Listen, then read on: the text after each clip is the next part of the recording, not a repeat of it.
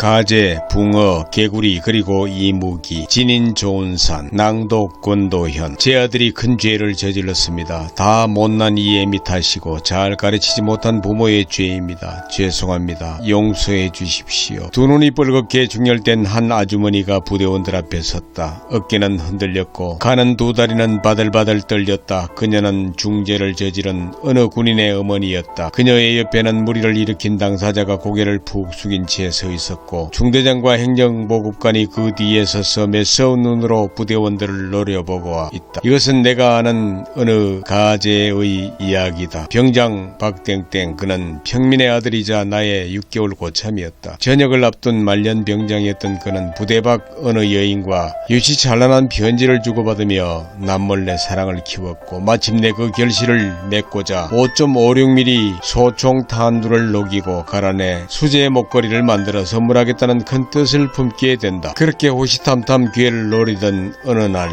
그의 마지막 사격이 다가왔고 사로에 오른 그는 좌우를 살피며 조심스레 지급받은 KM-193 보통탄의 탄두를 떼어내는 데 성공한다. 그리고 20발 중 19발의 사격을 마친 그는 회심의 미소를 지으며 반짝이는 탄두를 건빵 주머니에 흘려 넣었는데 결국 하루도 안 되어 발각되고 만다. 여기서 그의 항변을 들어보자. 어차피 사격장에 가면 널린 게 탄두다.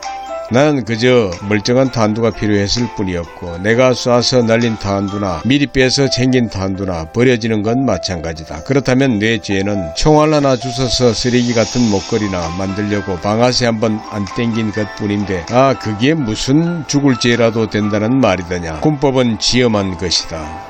각각의 행위가 처벌조항이 되어 군법에 적시되고 군법에 저촉되는 행위를 했다면 그것은 죄다. 그 탄알이 연인에게 선물할 목걸이를 제조하기 위함이던가 사격을 통해 전투력을 향상시키라 지급한 탄알이다. 그러므로 변명은 필요 없는 것이다. 결국 그는 군용물 절도의 중죄를 저지른 범법자 신세가 되어 헌병대로 이송되기 직전 모친을 부대로 소환하여 부대원 전체 앞에 잘못을 인정하고 사죄를 하는 이른바 인민재판에 선다면 구속은 면할 것이며 가벼운 처벌에 그칠 것이라는 중대 간부들의 회의에 굴복했다. 군대판 분리바게닝인 것이다. 구속될 위기에 처한 아들의 소식을 들은 그의 어머니는 국토를 사선으로 가로질러 달려와 중대원들과 간부들 앞에 죄인의 어머니가 되어 섰다. 정치인도 아니었고 장차관급의 고위 인사도 아니었던 그의 평범했던 어머니는 보좌관의 전화 한 통으로 사고를 수습할 힘이 없었다. 그렇게 그녀는 결국 아들뻘 되는 부대원들과 조카뻘 되는 간부들 앞에 연신 머리를 조아리며 사죄하게 되었다. 그 덕에 병장 박땡땡은 구속을 면하였지만 한 달간 무장구보에 이만한 처벌을 받게 되었고 사건은 일단락된다. 그리고 여기 또 하나의 이야기가 있다. 이것은 어느 붕어의 이야기이며 여기에는 과거에 내 자신과 나의 어머니가 있다. 박 병장의 탄두 절취 사건에 희미하게 잊혀질 무렵 뒤이어 병장이 된 나는 달력에 D-Day를 새기며 하루하루 저녁일을 기다리고 있었고 그러던 어느 날 탄두 절취 사건의 명성을 뛰어넘는 엄청난 사건을 몸소 터뜨렸으니 그것은 이른바 간장 계란밥이 사건이었다. 산악중대의 야심한 밤 상황 근무를 마치고 대기에 임하려던 나는 병장 계급에 어울리지 않는 극심한 허기를 느끼게 되었고 결국 사병식당에 침투해 냉장고에 있던 계란 2알과 보급 간장 그리고 먹다 남은 밥을 신들린 듯이 볶고 지저대며 한 그릇의 간장 계란밥을 탄생시키게 된다. 그리고 보슬보슬한 계란과 볶은 간장의 풍미를 한껏 느껴보려던 그 순간 마침 순찰 중이던 당직 사관이 사병식당의 모습을 드러냈고 그날의 비극은 시작되었다. 그는 공식적인 부대 급식이 아닌 개인적 취식을 문제 삼았다. 간장 계란밥의 고소한 풍미를 지적했고 특히 내가 소비한 계란 2알에 몹시 불편한 심기를 드러냈는데 그 계란이 과연 너의 사유재산인가 국민의 세금인가 하는 문제를 골자로 하여 공세를 퍼부었다. 그럼 군인은 취사병 없으면 굶어 죽어야 된다는 말씀이십니까? 나의 일갈의 비극은 실체와 영향력이 되어 다가왔다. 격분한 당직 사관은 내 간장 계란밥을 빼앗아 쓰레기통에 던지려 했고 나는 이미 볶은 것이니 먹긴 먹어야 한다며 맞섰다. 그리고 빼앗으려는 손과 빼앗기지 않으려는 손이 오가며 몸싸움으로 번쩍 자연스럽게 나는 하극상의 중범죄를 지은 죄인으로 신분을 갱신했다. 정신을 차리고 보니 간장 계란밥은 식당 바닥에 어지러이 흩어져 있었고 마치 내 앞날을 보는 듯했다. 상황은 즉각 보고되어 병장 조은사는 군용물 절도에 항명의 혐의까지 더해 군 통신망을 타고 내리며 전파되었다. 군 형법상 모두 사형이 가능하다. 나는 나선을 그리며 내 심장을 뚫고 진입하는 5.56mm 소총탄을 상상했다. 간장 계란밥에 때문에 죽어야 한다니 이제 나의 항변을 들어보자. 나는 돈 8만원 받자고 군대에 끌려왔다. 애시당초 배고프지 않게 해주는 것이 국가의 책무이건을 무슨 타조알도 아니고 계란 2알 해봐야 얼마나 한다고 이 난리더냐. 그렇다면 내 죄는 먹고 살자고 지지고 볶은 것뿐인데 내가 무슨 죽을 죄라도 지었단 말이더냐. 역시 택도 없다. 당직 사관의 조치는 정당했다. 그는 장교로서 자신의 판단에 충실했고 그는 그럴 만한 권위와 그래야 할 책임이 있는 군의 장교였다. 그는 적시된 군 형법을 근거로 내 앞에 섰고 나는 나의 철없는 배고픔으로 그와 맞섰다. 근거와 감정은 감히 대적할 수 없는 것이다. 물론 계란 2알과 관장의 고소한 풍미를 문제삼아 권위를 내세운 그의 옹졸함을 탓할 수는 있겠다. 그러나 그것이 군이다. 그것이 군율인 것이다. 그러므로 나는 따라야 할 것이었다. 엄중히 책임을 묻는 고통의 시간이 다가왔다. 헌병대로 이송되기 전 나 역시 박 병장과 마찬가지로 인민재판의 기회를 부여받았다. 중대의 분위기는 살벌했다. 사병이 장교에게 대드는 초유의 사태가 벌어졌다며 중대장은 길길이 날뛰었다. 선택의 여지가 없었다. 나는 나의 어머니를 부대로 소환했다. 어머니는 구속될 아들의 처지를 행정관에게 전해도 크게 놀라 주저앉았다. 그리고 급히 몸을 재촉해 버스를 타고 기차를 타고 때론 뛰고 걸으며 겨우 부대에 도착했다. 그리고 와중에 몸이 달았는지 길바닥 위에서 크게 넘어지셨고 눈가에 피멍과 빗자국이 선명한 채 아들과 마주하게 되었다. 휴가가 유독 밀렸었다. 10개월 만에 뵙는 나의 어머니였다.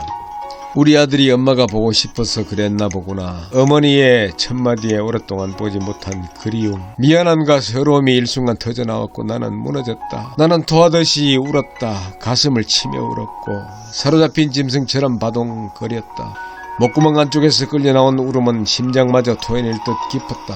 어머니는 젊은 소희 앞에 무릎을 꿇었다. 어머니는 아들의 울음을 이어받았고 두 손을 비비며 신심을 다해 애원했다. 차마 눈뜨고 쳐다볼 수 없는 장면들이 내 눈앞에 펼쳐지고 있었다. 그는 군복 바지를 잡고 늘어지는 어머니를 내다보며 그제서야 용서의 뜻을 전했다. 어머니의 무릎에는 흙이 묻어 날렸고 나는 눈물을 닦아 흙을 털어 내 죄를 씻었다. 그렇게 나는 구속을 면하였고 마찬가지로 한 달간 무장구보에 임하라는 명령을 명을 받았으며 그렇게 간장 계란밥 사건은 막을 내리게 된다. 벌써 10년도 더 된 이야기다. 시간이 많이 흘렀다. 그러나 참담했던 그날의 기억은 연도와 일자까지 머릿속에 생생하다. 그리고 나는 그것을 간직하고 살아간다. 그날의 불효를 잊지 않기 위함이다. 요즘 어느 어머니와 어느 일병의 이야기로 나라가 통째로 들썩이는 듯하다. 여당의 당대표를 역임했으며 현직 법무부 장관이자 권력의 핵심에 위치한 어느 어머니가 있고 19일간의 병가를 끝으로 부대에 복귀해야 했으나 석연치 않은 처리 과정으로 난무하는 막말과 정치적 공방의 중심에 선 어느 일병이 있다. 이들을 용과 이무기에 빗대어 표현해도 무방하리라. 이 이무기의 항변은 들어볼 필요도 없다. 이미 177석의 거대 여당이 앞다퉈 그의 항변을 대신하고 있다. 월급 8만원의 고단함과 굶주림을 흡수하고 연인에게 선물할 탄도 목걸이의 당위성을 설파하는 가재와 붕어의 초라한 자기 변명과는 차원이 틀린 국가 단위의 변명인 것이다. 말과 말이 부딪히니 새로운 언어가 생겨났고 카톡 휴가라는 신조어가 등장했다. 관념과 관념이 부딪히니 새로운 개념이 생겨나는데 졸지에 이 일병은 안중근 의사로 환생했다. 그리고 상식과 상념이 부딪혔다. 상식은 거대 여당의 상념 앞에 깨어져 흩날렸다. 재미있다. 추상 같은 군법의 지엄함 앞에 가재, 붕어 따위 미물들은 소총탄두를 뽑아내고 계란을 볶아대다가 제 부모를 끌어내 인민재판을 세우고 무장구보를 도는데 미귀한 장관의 아들을 비호하는 175인의 결사대라니 아쉽다. 내가 만일 장관 어머니를 뒀다면 계란을 볶았던 건 내가 아닌 당직 사관이었을 것이다. 병장 조은산의 하극상이 문제인가? 보좌관을 부려 사병의 신분으로 장교를 겁박했을 것이다. 병장 박땡땡의 5.56mm 소통탄 탄두가 문제인가? 155mm 포탄 탄두를 가스도 모방했을 것이다. 이 사건은 결국 그의 군무이탈과 주변인들의 여러 혐의에 대한 불기소 처분으로 일단락되었다. 동부지검의 지휘라인은 이미 친정부 인사가 장악했고 그들의 수사 의지는 이미 8개월간 증명되었다. 또한 100번 양보해 기소에 부딪혔던들 대법원 또한 민변에게 접수된 지 오래인데 무엇을 더 바랄 수 있겠는가. 그러나 한 가지 내가 묻고 싶은 것이 있다. 검찰은 들어라. 무슨 말인가. 휴가 처리가 됐다. 어떤 착오나 오류가 있는 것 같다. 승인권자에게 구두 승인을 받았다. 군무이탈죄로 처벌되지 않게 신속히 처리해달라. 이 말은 결국 어렵지 않은 말이다. 그리고 정당히 휴가를 연장했고 자신 또한 그렇게 알고 있다면 미기사실을 알리는 당직 사병에게 응당 되물어야 할 말들이며 온전한 정신과 상식을 갖춘 성인이라면 이미 23일 전화를 끝으로 25일에 부대 복귀 종용은 없었을 것이다. 그대들은 이러한 상식의 논리에 따라 장관의 아들을 신문에 추궁하였는가? 정상적으로 휴가를 연장한 이 시대의 보편적 군인이라면 총 3번의 복귀를 종용하는 전화를 받지 않는다. 첫 전화에서 이미 오류를 수정하고 누락을 채웠을 것이다. 이러한 상식에서 벗어난 행동의 이유를 추궁하고 진술과 진술 사이의 모순점을 찾아 파고드는 유능하고 진실된 수사관은 검찰에 없는가? 사건 관계자들을 거짓말 탐지기에라도 올렸는가? 간접 증거라도 되어 진술의 시시비비를 가릴 수 있다. 이에 대한 그들의 의사라도 물었는가? 동의와 비동의 사이에서 심증이라도 얻을 수 있다. 직접 증거 없이 간접 증거, 정황 증거에 의해 유죄를 이끌어낸 판례가 넘쳐난다. 피해자의 일관된 진술과 눈물만으로도 피의자의 강간죄가 성립한다. 그들의 기소와 공소 유지는 누가 한 것인가? 장관의 아들을 기소하기 위해서는 직접 증거가 필요하고 평민의 아들들은 간접 증거와 정황 증거만으로도 충분하다. 이것이 검찰의 공정이고 법무부의 정의인가? 구두 승인을 냈다고 진술한 승인권자의 진술과 육군의 행정 시스템과 문서화된 사실을 근거로 복귀 종용을 한 당직 사병들의 진술 중 무엇이 더 신빙성이 있다고 생각하는가? 검찰은 프로세큐터인가? 폴리세큐터인가? 법무부의 영문 약자는 MOJ, Ministry of Juvenile인가?